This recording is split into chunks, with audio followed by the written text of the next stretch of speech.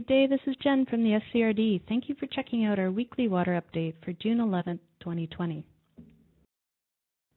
During the dry summer months, water becomes a focus of our attention on the Sunshine Coast.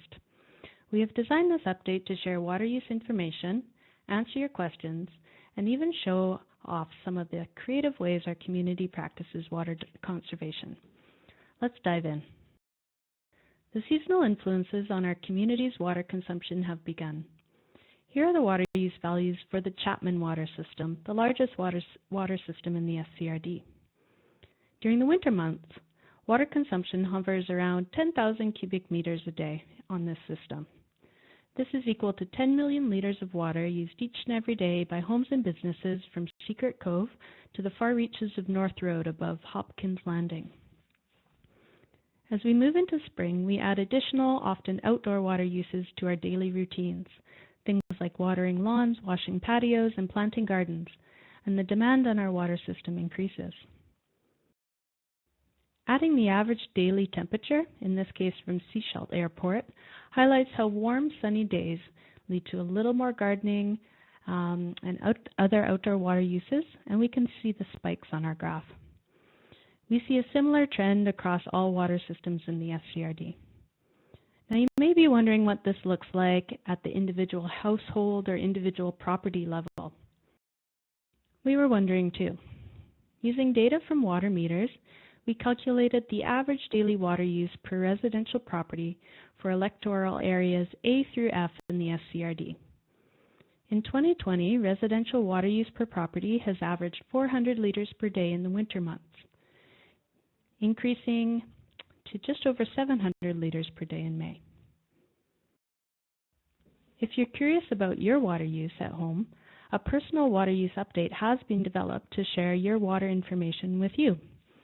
The monthly update will share liters of water used at your property per day on average, and you will be able to compare water use during each month of the year, water use in 2019 versus 2020, and compare the water use at your household with other properties across the Sunshine Coast. Feel free to press pause and note the sign-up information here.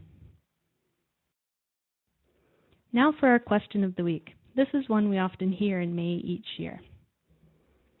The creeks and lakes are filled with water in the spring on the Sunshine Coast. Why do Stage 1 water conservation regulations go into effect annually on May 1st? As we have seen, when the weather warms in the spring, our water use habits change, and our water treatment and distribution systems need to be able to respond accordingly.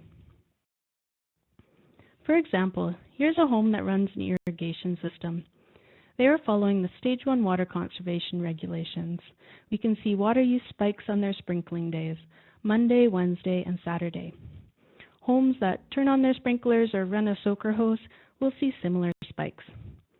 Stage 1 water conservation regulations split SCRD water customers in half.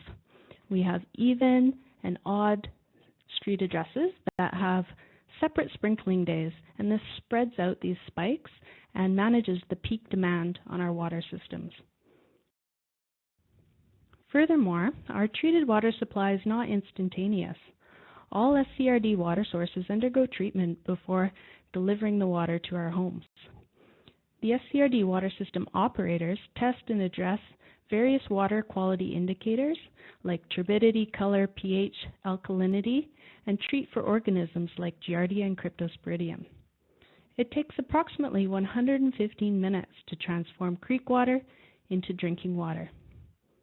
Stage 1 water conservation regulations help to ensure our treatment and distribution systems can continue to operate efficiently and effectively as water use increases.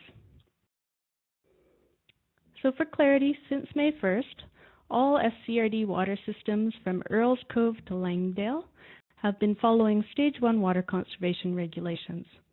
The exception is Eastbourne on Keats Island, which is currently in Stage 2. Thank you for checking out the SCRD's weekly water update. If you have a water question you would like addressed in these updates, please send us an email.